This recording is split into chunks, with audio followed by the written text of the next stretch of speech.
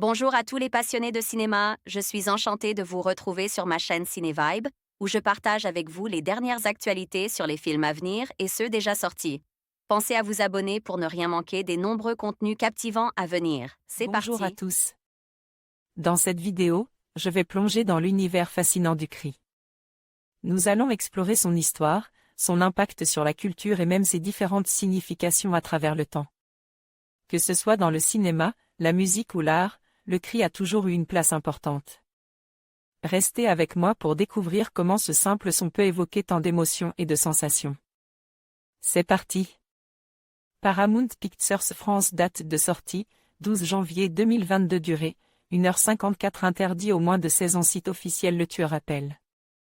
Toujours deux fois. Après 10 ans de répit, un nouveau tueur portant le masque de Ghostface fait son apparition dans la bourgade de Woodsboro. Paramount Pictures, plus de 10 ans après le 4e opus et un passage par la casse-série, la saga Scream fait son grand retour sur grand écran et pour la première fois, sans le regret Wes Craven aux manettes ni même Kevin Williamson, le scénariste originel de la saga, bien que crédité comme producteur délégué. Avec ce changement d'équipe, et la volonté non cachée par la production de surfer sur la recette fructueuse mais à la qualité discutable du Halloween de 2019, un subtil mélange d'attente et d'appréhension s'installe autour de ce nouvel opus. Eh bien, autant vous rassurer tout de suite, le résultat de ce Scream est bien meilleur.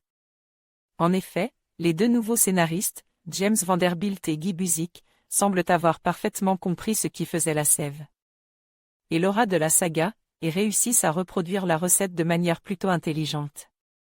Le film va donc, tout naturellement pour les plus connaisseurs, jouer énormément avec les codes du slasher, les codes de la saga, mais aussi les codes du système hollywoodien actuel, avec de nombreuses références et remarques.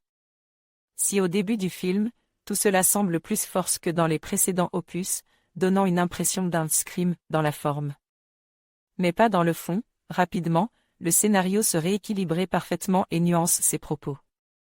Les blagues font mouche sans jamais désamorcer les enjeux dramatiques, les références sont suffisamment grosses pour que même les spectateurs lambda aient la joie de pouvoir les pointeurs, mais sans jamais que cela devienne une fin en soi, et les critiques de l'industrie hollywoodienne sont amenées de manière suffisamment légère pour nous faire réfléchir sans jamais qu'elles ne deviennent lourdes. Bref, on pourrait passer des heures à décortiquer le scénario, mais le mieux reste encore de laisser les spectateurs les plus courageux et moins froussards le découvrir par eux-mêmes et avoir leur propre analyse. Concernant la mise en scène, celle-ci est de très bonne facture et bien efficace, même si un poil moins virtuose que le travail de Wes Craven. Les séquences d'angoisse fonctionnent diaboliquement bien, avec un très bon suspense. Les deux réalisateurs aussi jouent avec le spectateur en détournant les codes des slashers, en dirigeant le regard du spectateur grâce au cadre afin de ménager quelques surprises ou en utilisant la musique comme moyen de suggestion narrative. On retrouve aussi quelques gimmicks de Wes Craven, comme par exemple l'utilisation de débulage dans les mouvements, lorsqu'un plan est penché. En revanche, si les moments de tension sont réussis, le reste de la mise en scène est plutôt tiède et se cantonne souvent à de simples chant contre chant, parfois sans même une variation de valeur de plan, ce qui est un peu regrettable. Enfin, les prestations des acteurs sont plutôt correctes, bien qu'inégales et frôlant de temps à autre le ridicule, mais comme cela a toujours été le cas dans la saga. En conclusion, Scream version 2022 s'avère être une bonne surprise et un moment à la fois agréable et terrifiant.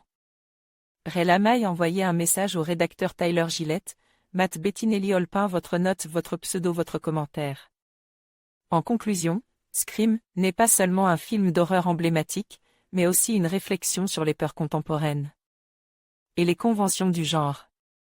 Son impact sur la culture cinématographique est indéniable, inspirant de nombreux réalisateurs et captivant des générations de spectateurs. Que ce soit par ses personnages mémorables ou ses rebondissements inattendus, Scream continue de résonner avec nous, prouvant que la peur, sous toutes ses formes, reste un puissant vecteur d'émotion. Merci de nous avoir rejoints pour explorer cet univers fascinant.